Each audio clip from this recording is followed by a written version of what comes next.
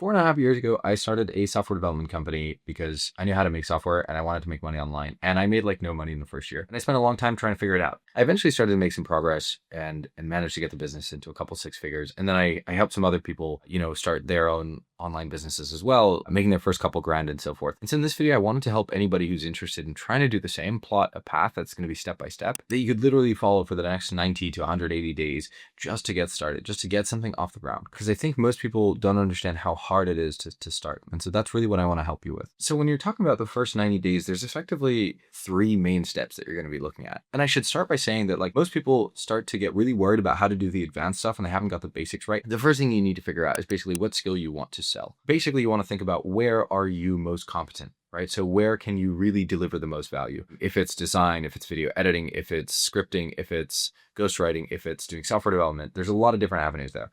But most likely, if you've clicked on this video, you probably have an idea of the skill that you would like to start with. And I would really encourage you to just pick one. Do not do more than one because it's so much harder than people realize. If you try and sell two skills at the same time, it's a lot like trying to start two businesses at the same time. And I think most people don't realize like it's really hard to get one business off the ground. I think it's an exercise of arrogance to think that you can do two or three or more. And this doesn't come from me. It comes from a lot of people before me, from Y Combinator as well. But just like pick one thing and do it really well. Do you really think that you doing three businesses, you're going to beat your competition who's just focused on doing that one thing really well? It's just really tough. Anyway, so once you've got your skill, step two is essentially picking an ICP. And this is the part where most people really fail. At least it was where I got caught up for years. I had picked software development as my skill. That's great. And then I just didn't have an ICP. I didn't have a niche. I didn't have an ideal client profile. Basically, I didn't know who the hell I was selling to. And every time people would say, oh, you should define it and so forth. And so I would define it in really vague ways. Like I sell software to small business owners, or I sell automation to small business owners. And small business owners is a meaningless term because there's millions of them. And so for a long time, I really struggled around picking an ideal client profile. I either picked very vague ones or I convinced myself that the ideal client profiles that I had in mind weren't good enough. So for example, I was doing MVP development. That means like minimum viable product development, where we build the first version of an application.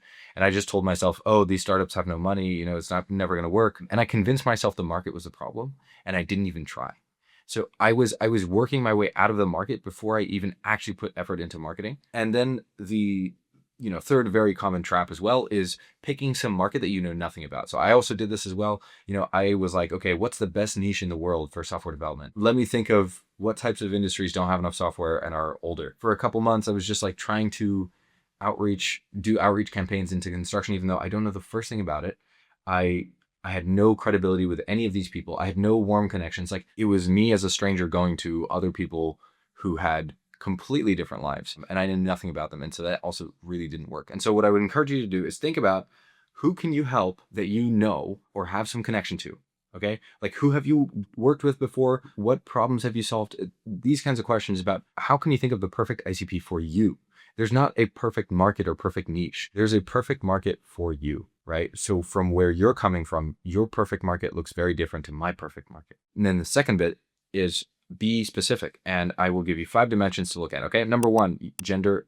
Number 2, age. Number 3, profession. Number 4, problems. Number 5, interests. And basically this is a framework I took from Hormozy, and I think it's really great, but I would make some modifications. So he says pick at least 3. That's great. But I would say you have to pick problems. If you don't know the problems of the person that you're targeting, you're going to have a really hard time. Make sure you understand the problems and list at least 6 to 8 problems that they have. List them as specific bullet points. So for instance, the ideal client profile of someone that's watching this video, they don't know who to target. They don't know how to target them. They procrastinate on content creation because they're trying to find a perfect strategy. They are trying to calculate the perfect niche in the world. They often convince themselves that their niche isn't good enough. Like these are specific problems as opposed to they make excuses. They don't have enough time to do all their work. These are generic. Everybody makes excuses. Everybody says they have no time. The more specific you get, the easier it is to communicate with the person. Steps 1 and 2, most people will never do properly, and that will block them from literally doing anything else. And then step 3, if you're still with me here, I think, you can get really far if you just stick to these basics.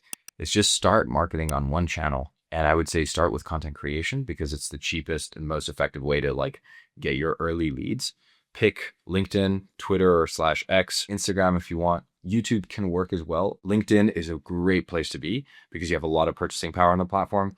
X is also quite decent if you make the right types of friends and so forth, because you get a lot of inbound. Anyway, start building your content where you talk about things that will help your ideal client profile. And it doesn't have to be you always giving them advice. It might be you pointing things out that came out. So, oh, there's this new automation that you can do this with. Maybe that's interesting for you to know about. You want to fundamentally add value to them. And just your content strategy should be, how can I add value to this person? And how can I build up just my personal brand? Maybe telling a few stories about myself and so forth, right? I think the personal aspect can be very, very helpful. And literally just doing these 3 things will get you a business that works. And I'm making this video for the version of myself that was, 4.5 years ago, trying to figure out everything. And honestly, I was so distracted with the wrong things. I was so busy trying to plan perfection that I didn't move on any of the basic things, which was, what do I sell? Who do I sell it to? Get that crystal clear, and then just talk about that to that person as much as you possibly can. And had I done that sooner, I'd be a hell of a lot further. So I hope this video helps, at least helps one person to